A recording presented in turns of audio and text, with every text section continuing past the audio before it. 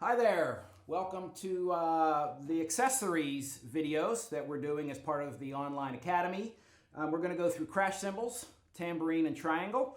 Split these into some smaller segments so you can listen to them, see what you can learn. You can always come back to them throughout our event. We're going to start here with crash cymbals. Something I like to address on every instrument that we play is a set of skills or principles, if you would, that I tend to call the universal percussion principles. That's just my way of addressing how do we play the snare drum, how do we play the xylophone, the marimba, the drum set, the timpani, or the crash cymbals. And I break those into 4 different skills that we have to address on all of these instruments. We have grip, playing spot, lever, and stroke. So simply on a snare drum, we take the stick, we decide where we're going to hold it. There's our grip. We talk about our lever, which might be the wrist or the arm. We talk about the stroke, which may be a full stroke, may be a downstroke, could be an upstroke. And then we talk about the playing spot. Maybe we should play near the center or at the edge of the center. And I think we can apply those to every instrument. So in this case, when we're coming to the crash cymbals, we're going to go through the grip, the playing spot, and the stroke.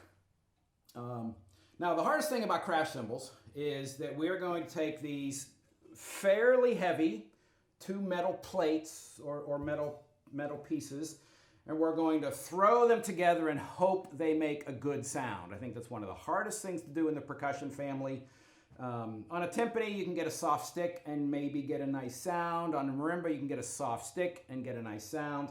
But there's no softness about these 2 hard pieces of metal. So it's really important that we address the stroke, the playing spot, and the grip properly to get that sound. So let's jump into this. When we think about the grip, of course, in the concert world, concert music world, we're not going to put our hands through the strap. That would be more of a marching application. So in this case, we're going to take the grip, and I tend to think about it just like holding a snare drum stick, with the fulcrum and a few fingers, just like that on the stick.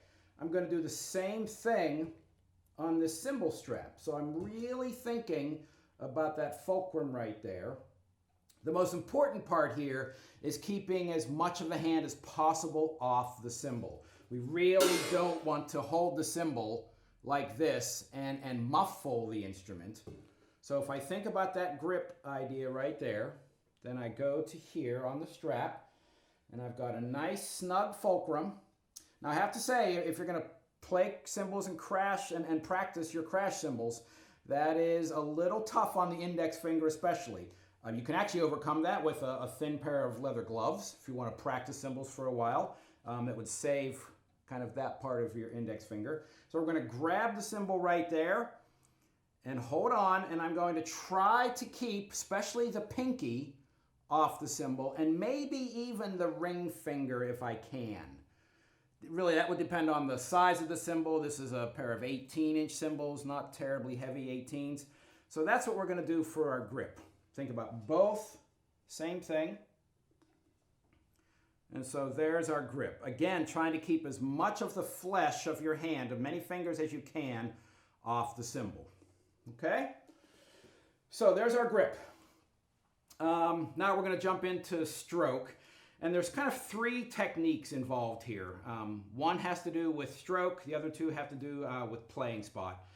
And what's most important here is a slow, smooth stroke. If we would think of a full stroke like we would have on the drum, a slow, smooth stroke is what's going to get the cymbals to sound as warm, full, and rich as possible, because we really don't want a very hard cymbal crash. And so I tend to think in terms of what would that crash sound like if I made a noise with my mouth. And what I want from the cymbal, from cymbal crashes, is whoosh, whoosh. I don't want to get anything very hard, like a hard K or a hard CH sound, so I'm thinking whoosh. And that's the cymbal sound I want to get. So that's going to require a very slow stroke. And we'll think in terms of full strokes. You should, be familiar with that, mostly coming from the drum or the marimba. So a nice slow stroke. And the nice thing about this is you don't have to have cymbals with you right now to do this. So you can do this with me regardless of whether you have cymbals. And so here's how I approach this. If you take your right hand and move your right hand in a counterclockwise fashion, that's what the right hand will do in this stroke. A nice, slow, constant velocity stroke out of the right hand. So we can do that. Now the left hand is also going to move counterclockwise. So let's do that with the left hand. Get that going. And now we're going to put them together, the impact being where these two circles would meet. And you can hear that when I bring the hands together, it's a nice relaxed impact. And what you don't want to do is hit the cymbals or hit the hands very hard when they come together. Just nice, slow, kind of a floppy hand approach when the cymbals strike. So again, that's the right hand going this way, the left hand going this way. They're both going counterclockwise, but if you do them together, they'll never strike. So there's our hand motion, just like that. Okay? And I like to think about it as a glancing blow where the cymbals are going to be in the way of each other and they'll just gently push each other out of the way. And again, let me go back to, we're going to take these two pieces of metal and have them come together and try to make a very good sound. Nice slow stroke. So we'll be able to do that. Then when we put the cymbals together, that'll be great. Now we have two things to think about as far as the playing spot. The slow stroke will give us a good sound, but the playing spot is going to help us avoid the dreaded air pocket, when the cymbals either get stuck together or we lose all the sound at all. So we do essentially two things dealing with the air pocket. The first one is we never want the cymbals to play absolutely together like that. And I say never, and we'll only do that under the very softest circumstances. But all the other times, we want the cymbals to be off-center, just like that. Off-center. Now, that will depend on our dynamic, and I'll talk about that in another video. But I'm probably thinking about 2 inches off-center for our first crash, which we'll just call forte. Okay, so we're going to, as we come together with the cymbals, we're going to have to learn where that is. If I were to do that without the cymbals, instead of my hands meeting right there, I'll have my hands meet maybe there. So that's something you can practice without the cymbals. So you can see when my hands are coming together, they're not perfectly lined up. That will avoid the air pocket. And we get that air pocket when the cymbals meet and push together from some of the force of coming together, and it stops the sound. It stops the vibration for a very, very brief instant. So far, slow stroke we've talked about. The cymbals have to strike and come together off-center. And the last thing we need to think about, again, to avoid the air pocket and to get maximum resonance, is to have the cymbals meet first on one end and then the other.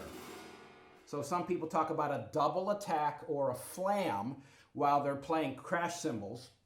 If your cymbals come together parallel, whether that's here or here, that will contribute to the air pocket.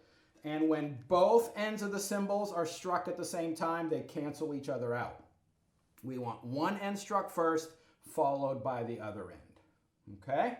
So those are 3 things we've talked about: the stroke, playing off-center, and playing the double attack. So let's put that into action now. If you have cymbals, that's great, or not, just keep working on that until you get your hands on cymbals. So my right hand is going to do that. My left hand will do the counterclockwise.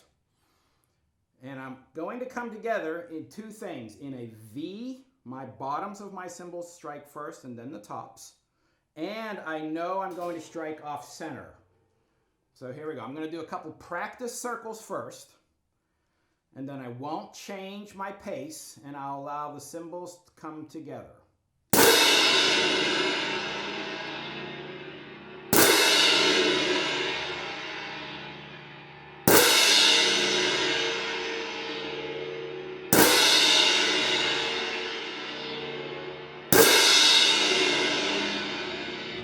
So just to review that, 3 things we're thinking about: a nice slow stroke, playing off center, and having the double attack. A couple of cautions I want to have you aware of when you're playing crash cymbals. I think there's 2 mistakes people tend to make. Is when they come together. I think this is the most common mistake. Even if you get this nice slow stroke, people tend to speed up at the point of impact.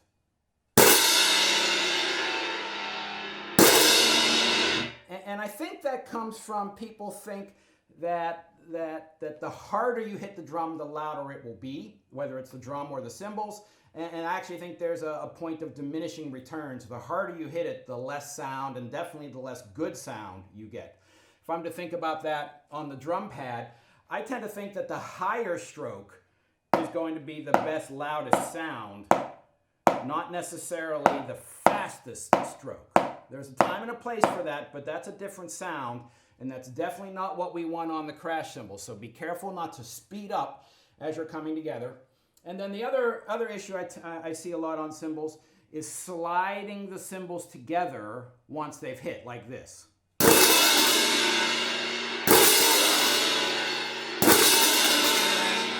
And that could be an extended technique you may want on the cymbals, but I think it's best to strike the cymbals, get them both vibrating, and then get them apart from each other.